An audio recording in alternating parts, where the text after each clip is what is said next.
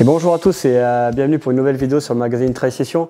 Je suis ravi de vous retrouver après plusieurs mois d'absence pour vous parler d'une marque que j'affectionne particulièrement.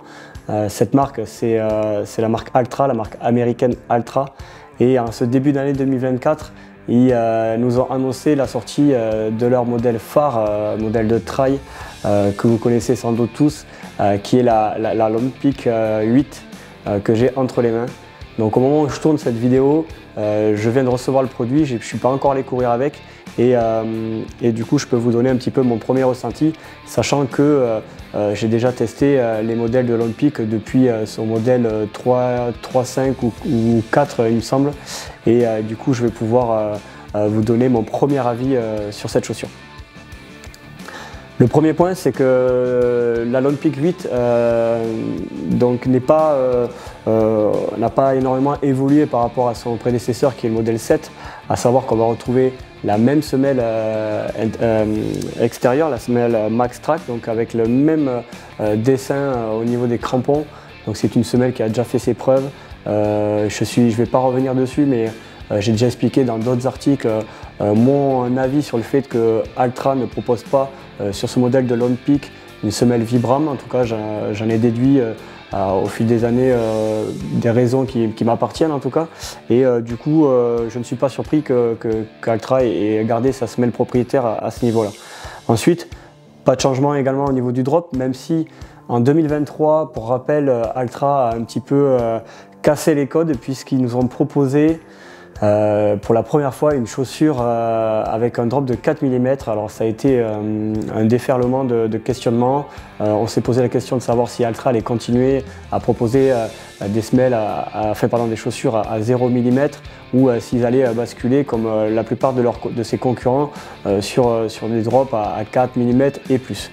Donc pour rassurer les fans, je n'ai pas la réponse premièrement, mais en tout cas on voit avec cette Lone Peak qui continue en fait de garder ce qui a fait la réputation, en tout cas ce qui a permis à certaines personnes de se retrouver dans la marque, c'est qu'on a toujours un drop 0 avec une semelle intermédiaire qui a l'épaisseur de 25 mm il me semble, et donc voilà, donc du coup pas de révolution sur ce côté-là, soyez rassurés. Maintenant, 0 mm, 4 mm, moi le premier qui teste quand même pas mal de marques, je peux m'autoriser, malgré que je cours 90% du temps avec des Altra, il est parfois, en fait, je m'autorise aussi parfois de courir avec du 4 mm, maximum du 6.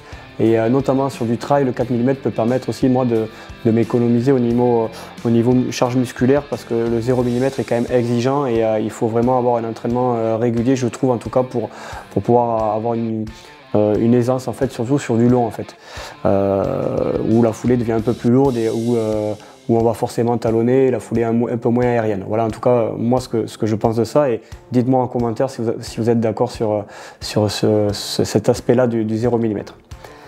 Donc je disais, cette Lone Peak 8, elle n'a pas forcément évolué, il n'y a pas d'évolution majeure, même si pour habitude, je vous avais déjà expliqué sur un article que Altra normalement fait des évolutions ou des demi-évolutions, c'est-à-dire que des fois avant on parlait d'une Lone Peak 4, après il y avait la 4.5, 5, etc., etc. Là depuis plusieurs modèles, on passe directement d'un modèle 5 au 6 et 6 au 7, 7 au 8. Du coup, là on passe du modèle 7 au modèle 8 et normalement c'est signe d'avancée majeure.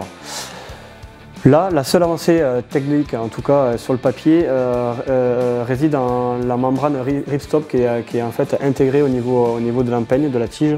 Et du coup, cette membrane ripstop, c'est pas une nouveauté dans le monde de l'équipementier sportif, puisque ça a déjà été testé sur, en tout cas je l'ai déjà eu moi sur des sacs de trail. Et j'en pense tout le bien de par sa légèreté, sa résistance, et de l'avoir arrivé sur des chaussures, ça ne m'étonne pas du tout. On l'a déjà vu sur des chaussures également, donc voilà, c'est pour moi une bonne chose, ça peut être qu'une bonne chose, même si pour avoir utilisé mes Lone Peak, donc ici là c'est le modèle 6, là j'ai le modèle 7, voilà, c'est des chaussures qui durent dans le temps. J'ai jamais eu de problème de mèche en tout cas ou de déchirure. J'ai juste eu des décollages en fait on va dire de déco en tout cas voilà ce que je peux dire au niveau vraiment des usures prématurées après plusieurs mois d'essai, des milliers de kilomètres avec. Mais en tout cas, de déchirement de mèche, j'en ai pas eu. Donc, Altra l'a renforcé sur ce côté-là. Très bien, ça peut que être bénéfique pour nous les utilisateurs. Sinon, dans sa globalité, il n'y a pas de gros changements au niveau de la Lone Peak numéro 8. C'est une chaussure qui est toujours plébiscitée par les coureurs puisqu'elle est quand même assez versatile et vous pouvez la mettre pour du 30 km jusqu'à du 80 voire 120 pour certains et plus.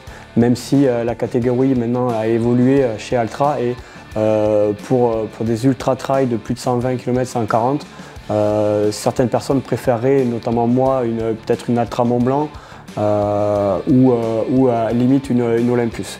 Voilà, donc on est toujours en fait sur une semelle intermédiaire en Ego, d'accord, donc on n'est pas sur de l'Ego Max comme pourrait avoir d'autres modèles supérieurs à la Lone Peak, mais voilà, on est toujours sur une semelle intermédiaire qui est assez souple et assez dynamique.